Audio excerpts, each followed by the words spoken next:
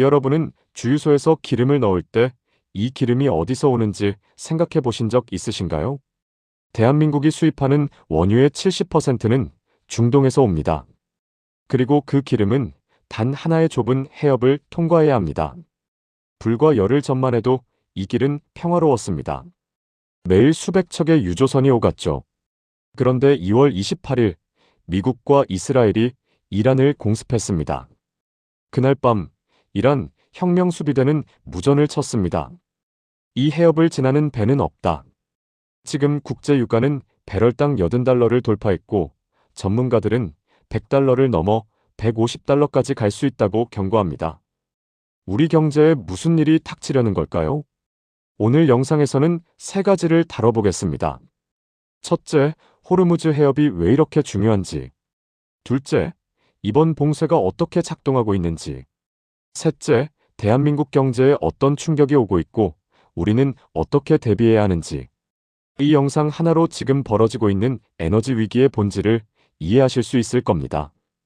그럼 바로 시작하겠습니다. 구독과 좋아요 부탁드립니다. 경제 공부, 저와 함께하면 좋겠습니다. 호르무즈 해협, 이름은 들어보셨을 겁니다. 하지만 이 해협이 얼마나 중요한지 체감하기는 어려우시죠? 하루 2천만 배럴의 원유가 이 해협을 통과합니다. 전 세계가 하루에 소비하는 석유의 20%예요. 여기에 전 세계 LNG 교역량의 20%도 이 길을 지나갑니다. 그런데 이 어마어마한 물동량이 지나가는 길의 실제 폭이 얼마일까요? 대형 유조선이 다닐 수 있는 항로는 양방향 각각 3km에 불과합니다. 서울 여의도 길이보다 짧습니다. 이게 무슨 뜻이냐면요. 이 좁은 물길에서 사고가 한 번만 나도 기뢰가 몇 개만 뿌려져도 전 세계 에너지 공급망이 마비된다는 뜻입니다. 그래서 전문가들은 호르무즈 해협을 글로벌 에너지의 경동맥이라고 부릅니다. 경동맥이 막히면 사람이 쓰러지듯이 이 해협이 막히면 세계 경제가 쓰러집니다. 그렇다면 지금 이 해협에서 실제로 무슨 일이 벌어지고 있는 걸까요? 2026년 2월 28일 새벽 미국과 이스라엘은 이란을 향해 대규모 공습을 개시했습니다. 작전명은 아퍼레이션 에픽 퓨리. 이란의 핵시설과 군사시설, 그리고 지도부를 겨냥한 공격이었습니다. 이란의 대응은 즉각적이었습니다. 혁명수비대는 그날 밤 VHF 무전으로 해협을 지나는 모든 선박에 경고를 날렸습니다. 통과 불어, 이 네 글자가 전 세계 에너지 시장을 뒤흔들었습니다. 그런데 여기서 정말 무서운 건요. 이란이 미사일을 쏘거나 기뢰를 뿌린 게 아니라는 겁니다. 물론 일부 유조선이 공격을 받긴 했어요. 하지만 진짜 봉쇄는 다른 방식으로 이루어졌습니다. 바로 GPS 스푸핑입니다. 스푸핑이란 가짜 GPS 신호를 보내서 선박의 위치 정보를 엉망으로 만드는 겁니다. 윈드워드 AI의 분석에 따르면 봉쇄 선언 이후 24시간 만에 1100척 이상의 선박이 GPS 교란을 겪었습니다. 배들의 위치가 갑자기 이란 영토 한복판으로 뜨거나 공항 활주로 위에 있다고 표시되는 거예요. 이게 왜 치명적이냐면요. 선박 보험의 작동 방식 때문입니다. 보험사들은 선박이 위험구역에 진입하면 보험 적용을 중단합니다. 그런데 GPS가 조작되면 선박이 실제로 어디 있는지 알 수가 없어요. 보험사 입장에서는 위험을 계산할 수 없으니까 보험 자체를 거부하게 됩니다. 보험 없이 운항하는 유조선은 없습니다. 수천억 원짜리 화물을 싣고 무보험으로 다닐 선주는 없거든요. 결과적으로 이란은 총 한 발 안 쏘고도 선박들이 스스로 발길을 돌리게 만든 겁니다. 이걸 사실상의 봉쇄, 영어로 디팩토 블라케이드라고 부릅니다. 뉴욕타임스 보도에 따르면 봉쇄 선언 하루 만에 해협 통행량이 70% 급감했습니다. 150척 이상의 유조선이 해협 밖에서 닻을 내리고 무기한 대기에 들어갔어요. 정리하자면 호르무즈 해협은 전 세계 원유의 20%가 지나가는 병목이다. 이란은 GPS 교란이라는 신종 무기로 물리적 공격 없이 봉쇄를 완성했다. 이게 현재 상황입니다. 그렇다면 이 봉쇄가 얼마나 지속될 수 있을까요? 여기서 한 가지 냉혹한 산술이 등장합니다. 중동 산유국들은 원유를 계속 생산합니다. 유전은 한번 멈추면 재가동에 엄청난 비용이 들기 때문에 최대한 생산을 유지하려 해요.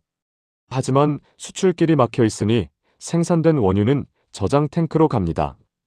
JP모건의 분석에 따르면 사우디아라비아, UAE, 쿠웨이트 등 주요 산유국들의 저장 용량은 약 3억 9천만 배럴입니다. 중동 지역 일일 생산량이 약 1,560만 배럴이니까 단순 계산으로 약 25일이면 저장 시설이 꽉 찹니다. 저장 탱크가 98% 이상 차면 안전상의 이유로 생산을 멈춰야 합니다. 그때부터는 진짜 공급 위기가 시작되는 거예요. 그러면 우회로는 없을까요? 있습니다. 하지만 턱없이 부족해요. 사우디아라비아는 홍해, 연안의 얀부항으로 연결되는 동서 파이프라인이 있습니다. 최대 용량이 하루 500만에서 700만 배럴이에요. UAE도 5만만으로 직접 연결되는 파이프라인이 있는데 용량이 150만 배럴 정도입니다. EIA 자료를 보면 이 우회 경로들을 다 합쳐도 하루 약 700만 배럴, 전체 해협 통과량의 35% 정도만 대체할 수 있습니다. 나머지 65%, 하루 1,300만 배럴은 해협이 막히는 순간 시장에서 증발하는 거예요. 그리고 더 심각한 문제가 있습니다. LNG는 파이프라인이 아예 없어요. 카타르에서 나오는 천연가스는 100% 배로 실어 나르는데 그 배가 지금 움직이지 못하고 있습니다. 대한민국은 얼마나 위험한 걸까요? 한국무역협회 자료에 따르면 우리나라가 수입하는 원유의 70.7%가 중동산입니다. LNG도 20.4%가 중동에서 옵니다. 호르무즈 해협이 막히면 우리나라 에너지 공급의 핵심 통로가 차단되는 겁니다. 일본은 더 심각합니다. 중동 원유 의존도가 95%에 달합니다. 그래서 지금 일본 해운사들은 호르무즈 운항을 전면 중단한 상태예요. 아시아 전체로 보면 호르무즈를 통과하는 에너지의 80% 이상이 이 지역으로 향합니다. 아시아 경제가 이 해협이 지정학적 인질인 셈이죠. 산업별로 들여다보면 충격의 윤곽이 더 선명해집니다. 첫 번째, 정유업계입니다. 단기적으로는 이미 확보한 원유 재고의 가치가 올라가니까 재고 이익이 발생할 수 있어요. 하지만 원유 도입 자체가 끊기면 정제시설 가동률을 낮춰야 합니다. 장기화되면 실적 악화는 불가피해요. 두 번째, 석유화학입니다. 국내 석유화학 기업들은 중동산 원유에서 추출한 나프타를 주원료로 씁니다. 나프타 가격이 폭등하면 플라스틱, 섬유, 반도체용 화학물질까지 전방위로 비용이 올라갑니다. 이미 4년 넘게 불황이 이어진 석유화학 업계는 이번 위기로 대규모 구조조정 국면에 진입할 수 있다는 전망이 나오고 있습니다. 세 번째, 물류와 항공입니다. 제트유 가격 상승은 항공사 영업이익을 직격합니다. 유류할증료가 오르면 결국 소비자 부담이죠. 해운업계는 호르무즈를 우회해서 희망봉을 돌아가야 하는데 운송시간이 3주에서 5주 더 걸리고 운임은 50%에서 80% 뜁니다. 거시경제 지표도 암울합니다. 한국무역협회 시뮬레이션에 따르면 유가가 10% 오를 때마다 한국의 수출 물량은 2.48% 감소하고 에너지 수입 비용 증가로 수입 금액은 2.68% 늘어납니다. 무역 수지가 급격히 악화되는 구조예요. 지금 유가가 이미 80달러를 돌파했고 전문가들은 100달러, 심지어 150달러까지 갈 수 있다고 경고합니다. 유가가 50% 이상 오르면 한국의 GDP 성장률 전망치 2.0%는 0%대, 심하면 마이너스로 떨어질 수 있습니다. 여기서 잠깐 정리하고 가겠습니다. 한국은 원유의 70%, LNG의 20%를 중동에 의존합니다. 호르무즈 봉쇄는 정유, 석유화학, 물류, 항공전 산업에 충격을 주고 무역 수지를 악화시킵니다. 이게 우리가 직면한 현실입니다.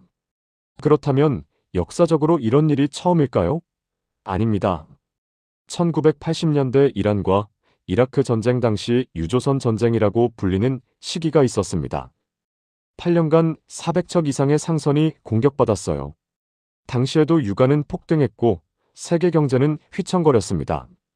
하지만 2026년의 봉쇄는 질적으로 다릅니다. 1980년대에는 물리적 공격이 주된 위협이었어요. 지금은 GPS 스푸핑이라는 보이지 않는 무기가 등장했습니다. 총알 한 발 없이 보험 시스템을 무력화시키고 선박들이 스스로 물러나게 만드는 21세기형 봉쇄입니다. 더 무서운 건 이 기술이 점점 정교해지고 있다는 거예요. 앞으로 이런 하이브리드 봉쇄는 더 빈번해질 수 있습니다. 그러면 우리는 어떻게 해야 할까요? 다행히 대한민국은 완전히 무방비 상태는 아닙니다.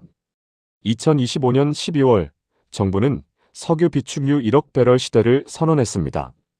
정부 비축분과 민간 재고를 합치면 IEA 기준으로 210일 이상 버틸 수 있는 물량입니다.